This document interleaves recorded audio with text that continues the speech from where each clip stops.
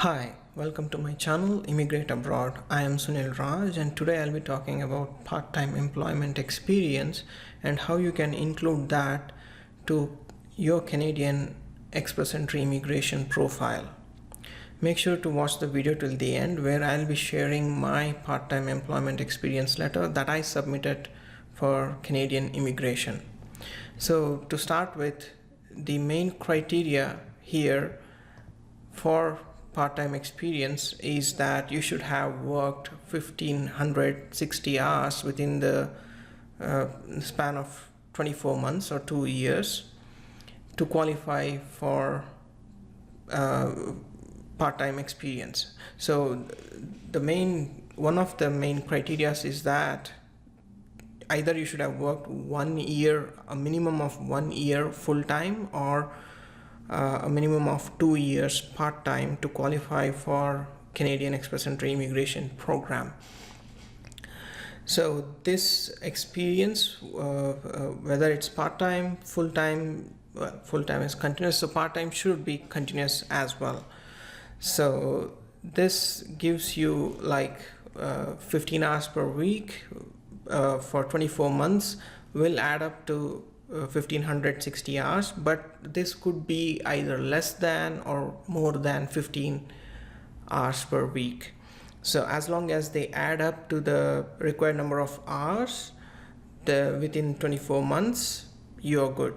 Say for example, you might have worked 15 hours per week for the first 12 months and then you might have worked 20 hours per week for the next 12 months, making it 1560 hours under 24 months, so somewhere around 20 months. So that will qualify for 1 year of equivalent full-time experience. So this experience should also be like your primary occupation. Say you earlier worked part-time and then you started working full-time in the same role or in the same occupation, and you're trying to use this as your primary occupation for immigration Canada, then this experience will qualify. Or else, if this experience was gained in Canada but you went away and then after several years you're planning to apply for immigration, then you can use that experience that you gained in Canada for Canadian employment experience rather than your primary occupation for your immigration. So this applies for both the federal skilled worker as well as Canadian experience class, and this employment experience falls under skilled worker.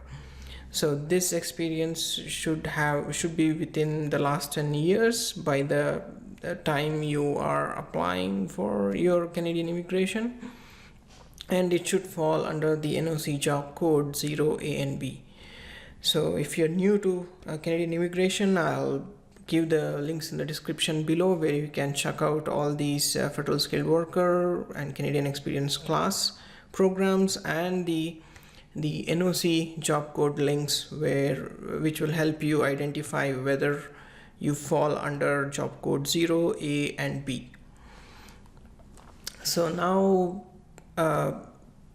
this experience can come from several different areas. Like, it doesn't have to be like the Canadian government doesn't specify whether it should be only in engineering jobs or in some accounting jobs. It could be any job. So as long as you can prove you have worked part-time and you can prove the number of hours that you have worked, and the duration that you have worked and the money that you received for your work, and this being continuous, you're good with this profile. So the immigration services does recognize student experience that was gained while attending university, as long as this experience was continuous and it was paid. So to give you an example, or more in terms of situation which is to my own, where I moved to Canada to pursue a master's degree, and while attending university I worked as a teaching assistant. So here in Canada, a lot of students work as teaching assistant and then they work as research assistant while attending university.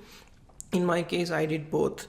I worked as a teaching assistant and then I worked as a research assistant. And once I graduated university, I continued working as a research assistant in full-time capacity. However, this experience, what I'm sharing with you, I didn't include that as my primary occupation, but I did include that as my Canadian experience, work experience. Since I gained this experience way before Express Entry immigration program was introduced. So to prove this experience, you should provide a letter from your previous employer or your current employer, depending on whether you're working part-time or whether you have worked previously part-time. And this letter should state your role, your duties clearly.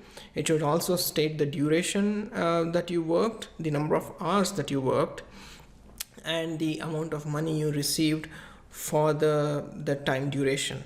Say if you worked a constant 15 hours per week, then you don't have to show several duration of hours worked, the amount of money paid. But if you have worked in a mixed bag of hours, where sometimes you work 15 hours per week, sometimes you work 12 hours per week, sometimes you work 20 hours per week, you have to show each and every difference in that particular number of hours and the amount of money you have earned.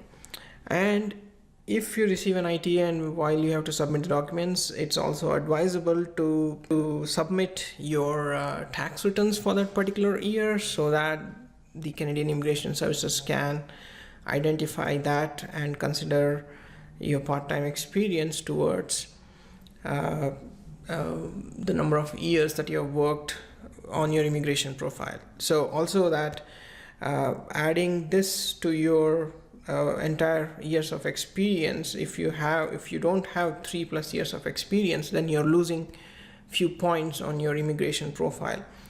But if this part-time experience can help you get that 3+ years of experience, then you will get few points on your immigration profile that could well help you receive ITA, the invitation to apply for Canadian Immigration Services.